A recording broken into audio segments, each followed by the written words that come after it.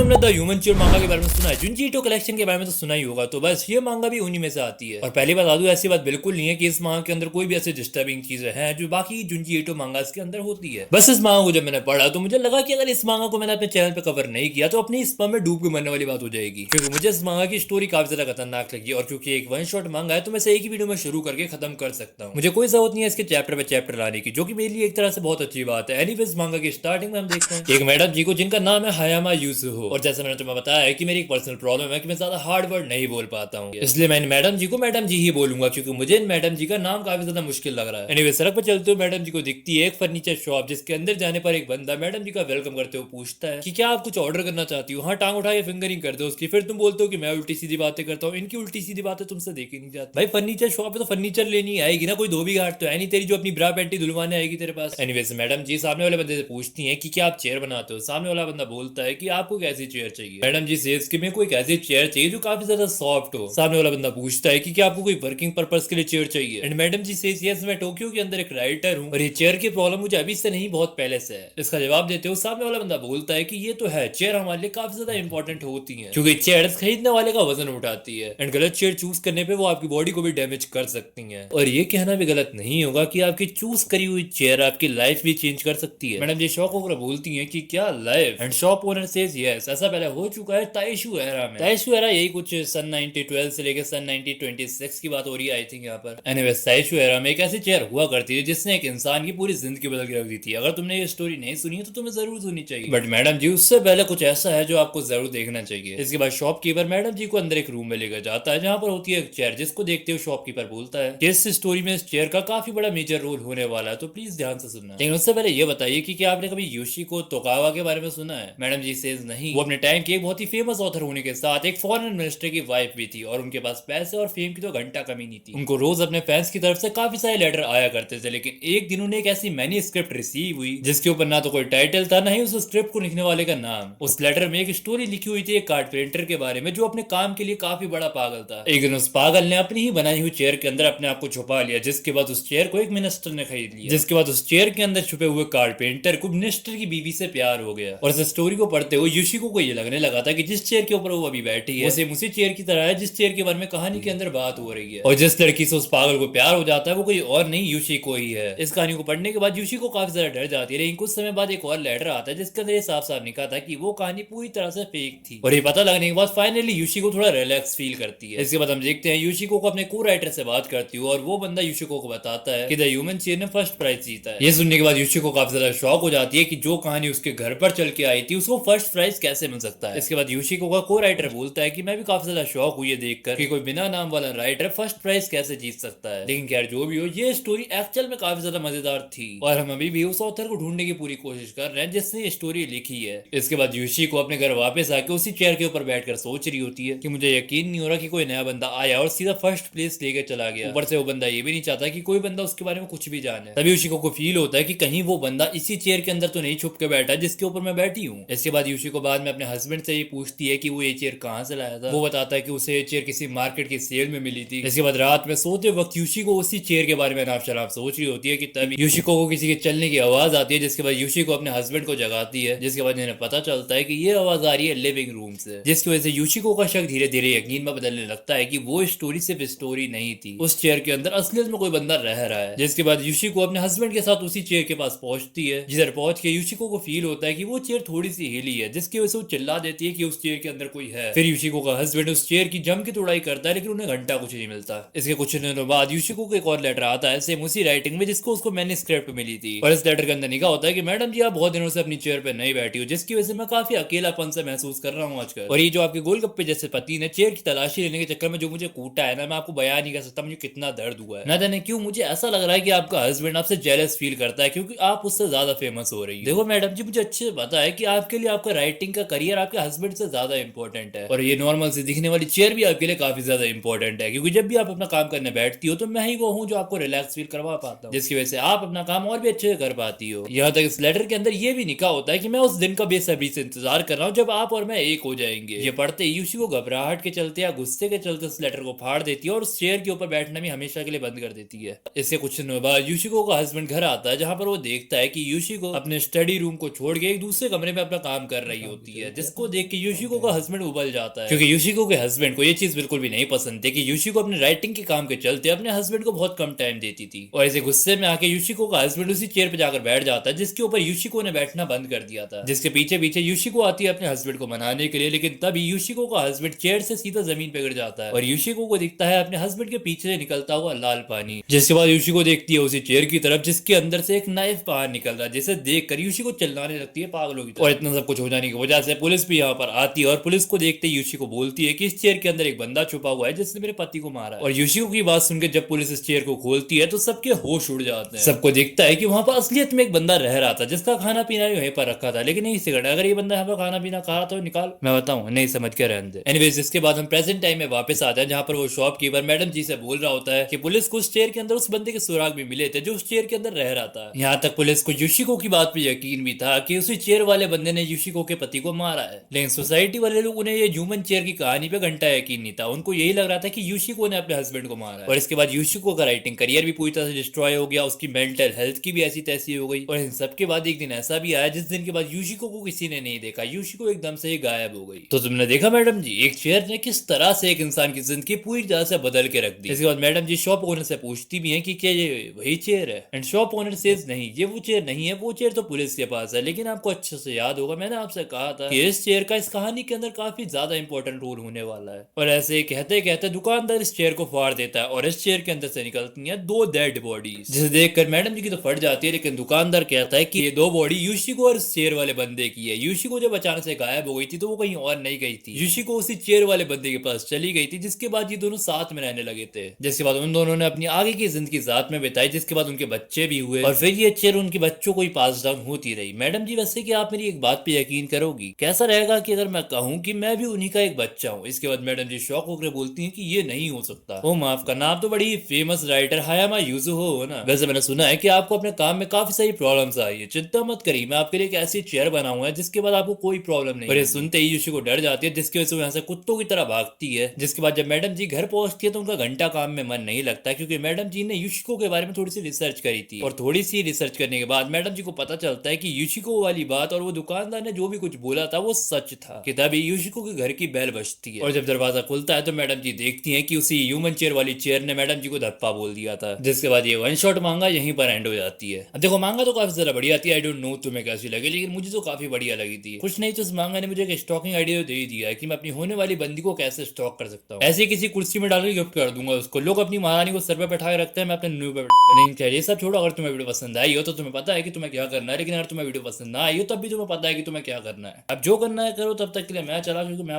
तेरी नजरों के सदके मैं जावारी दूंगा, तू जो कह दे तो अपना जहां वार दूंगा। मैंने मौला से तेरी मेरी दुनिया है चाहिए, वो जो लिख दे तो